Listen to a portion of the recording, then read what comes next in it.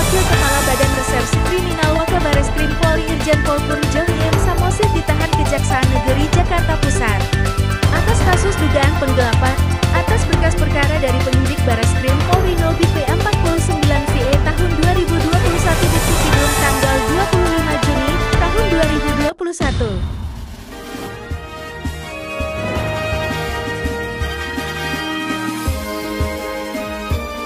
Melalui advokat Gunawan Raka S.M.H.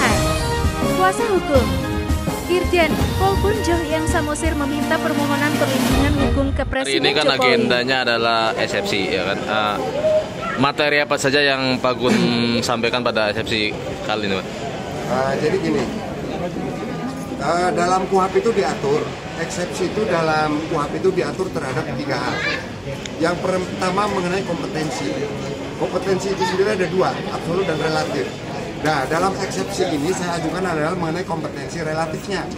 Kenapa? Merujuk pasal 84, itu kan eksepsi relatif mengenai kewenangan pengadilan itu kan didasarkan pada locus delicti, tempat tindak pidana, kemudian di mana sebagian besar saksi, kemudian di mana terdakwa terakhir ditemukan, atau yang terakhir itu di mana terdakwa ditahan.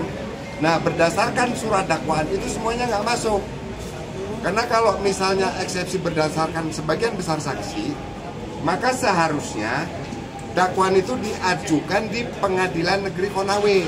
Karena dari 27 saksi itu 11 saksi itu di Konawe. Sisanya itu ada di Jakarta Pusat, Cina, Lampung dan sebagainya nyebar. Itu dari pertimbangan dari kedudukan saksi.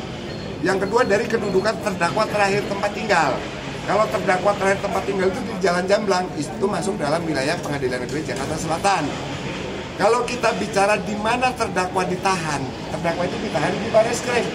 Itu juga di Jalan Purnongjoyo di Jakarta Selatan, sehingga bukan di pusat. Sehingga alasan jaksa mengajukan perkara atas nama terdakwa Joni Samosir itu di Pengadilan Jakarta Pusat didasarkan pada alamat perusahaan itu juga ngawur, saya bilang. Kenapa ngawur?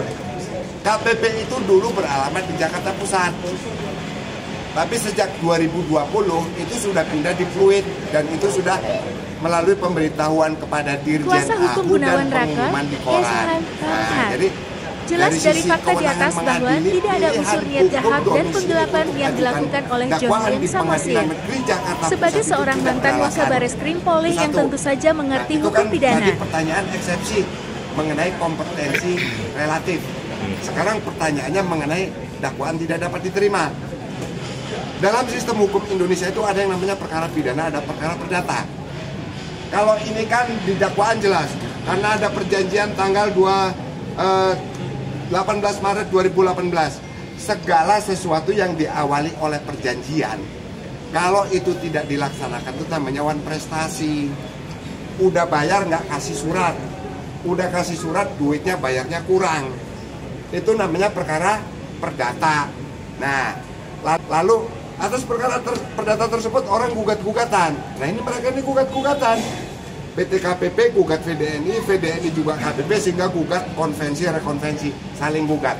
Itu terregistrasi dalam perkara 209. Sekarang lagi kasasi di tingkat Mahkamah Agung. Lalu objek ini sendiri kan tanah. Tanah ini nggak jelas. Yang dijual nggak jelas, objeknya nggak jelas. Itu udah jelas perkara perdata. Nah, saya ingatkan kepada jaksa penuntut umum, surat edaran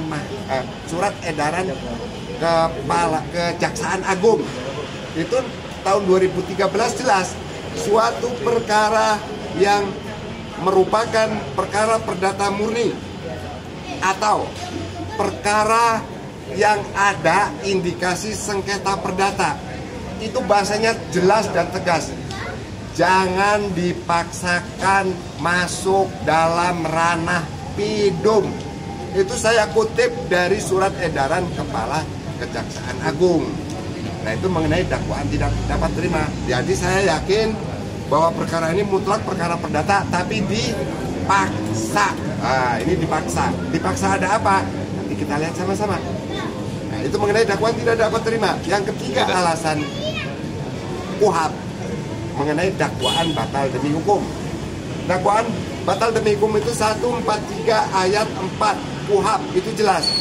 Pelimpahan berkas perkara beserta surat dakwaan itu wajib diserahkan kepada terdakwa atau penasihat hukum. Sampai sidang hari ini kita nggak dapat berkas apapun. Kita juga dapat berkas kemarin sebelum sidang. Itu perintah itu wajib, bersifat imperatif kalau dalam bahasa undang-undang. Kalau itu tidak dilaksanakan, ya dakwaan batal demi hukum. Kenapa? Ini menyangkut dokumen yang harus diterima oleh terdakwa untuk membuat pembelaan dalam rangka menegaskan hak-hak dirinya sehingga proses itu tidak bertentangan dengan hak asasi manusia. Intinya apa? Menegakkan hukum itu tidak boleh melanggar hukum. Nah, sehingga kalau ada pelanggaran hukum, akibat hukumnya adalah dakwaan batal demi hukum. Nah, itu sebagian. Terkait permohonan yang kemarin di sidang pertama bahwasanya Pak Joni untuk dipindahkan atau di penangguhan itu. Permohonan sudah kita ajukan. Tapi belum dikabulkan. Belum dikabulkan. Nah, ini juga ada pertimbangan subjektif. Nah, hakim tadi sudah sampaikan bahwa itu masih dipertimbangkan. Jadi mereka juga belum buat putusan, sehingga nanti pada sidang berikutnya kita akan tanyakan kembali kepada hakim untuk apa hasil rumusan atau putusan atas permohonan yang sudah kami ajukan, atau putusan atas permohonan yang sudah kami ajukan pada sidang sebelumnya. Jadi menurut Abang tuntutan jaksa ini tidak memenuhi syarat formil? Mutlak. 143 KUHP ayat 1, ayat 2, ayat 3. Akibatnya adalah 2. Dakwaan batal demi hukum atau surat dakwaan tidak dapat diterima. Itu mutlak. Karena yang kita kritisi adalah surat dakwaan. Kita nggak bicara yang lain. Kalau mengenai isi dakwaan nanti pokok. Oke, terima kasih Bang. Cukup ya? Ya. Kami tadi sudah sampaikan bahwa itu masih dipertimbangkan.